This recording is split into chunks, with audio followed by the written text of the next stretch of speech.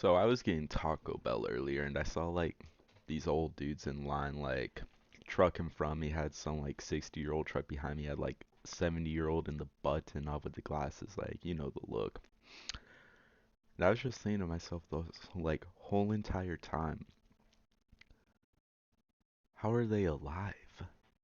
How can someone of that age, of that like body, be able to consume a Doritos Locos taco without having like instant kidney failure? Like me, I have a young body. My livers are like able to handle it, but someone like that is dangerous. The second part is like I know for a fact that old Bobby or like old John, the redneck driving the truck, was in World War II and Nam the same time. Like I know he's not smoking.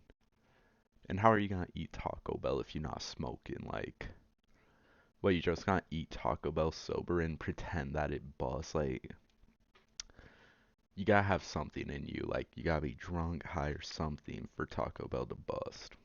That's the fact of the matter. Now, on to the next topic, frozen bananas. Literally, like, peak dessert. There's no beating it. People always doubt me when I say frozen bananas are amazing, but it's literally the same texture as ice cream, but it tastes like bananas, and it's a fruit, so I guess it's healthy.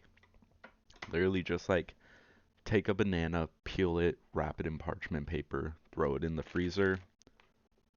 You got a fun dessert. You have a fun dessert. Simple as that.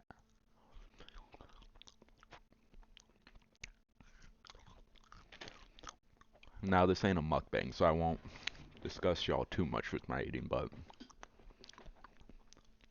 when I was in school earlier, something happened. I was sitting in my AP English class. I forget what type of English. And we were supposed to be reading a story about like a woman whose husband died and like she dies of sorrow or she dies of joy when it turns out he's not dead or something. It's a boring story. But what made this one interesting was my English teacher just had a divorce like a few years ago. So any any comment about how marriage is good or marriage is God's gift upon man, that doesn't slide with her. Because to a divorced woman, marriage is the devil. Simple as that. But as men, we all know that marriage is one of the highest goals a man can hope to achieve. To have a wife who not only does he like, but he loves to the point where he wants to spend the rest of his life with her. And same for a woman, having a husband who she wants to spend the rest of her life with. That is a gift that money can't buy. It's a gift that fame can't buy.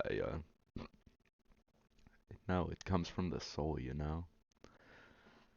And when I have this teacher telling us all about how, like, well, the woman was actually unhappy with the marriage, as you could see from the way she opens the window and sighs when she gets the news. It's like, dude, it's a common response to grief, a weeping widow. Like,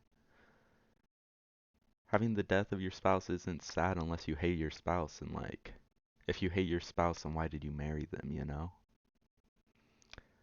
And to add on to that, we need to legalize divorce. We need to make it that if you want to divorce your wife, or if you want to divorce your husband, it is till death do us part. Whether or not you commit spousal homicide, that's not up to me. That's like your decision. But marriage should not just be another form of relationship. It should be like an oath to love, to trust, and to security.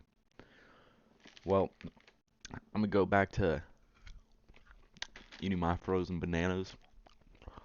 Hope y'all have a great day. Peace.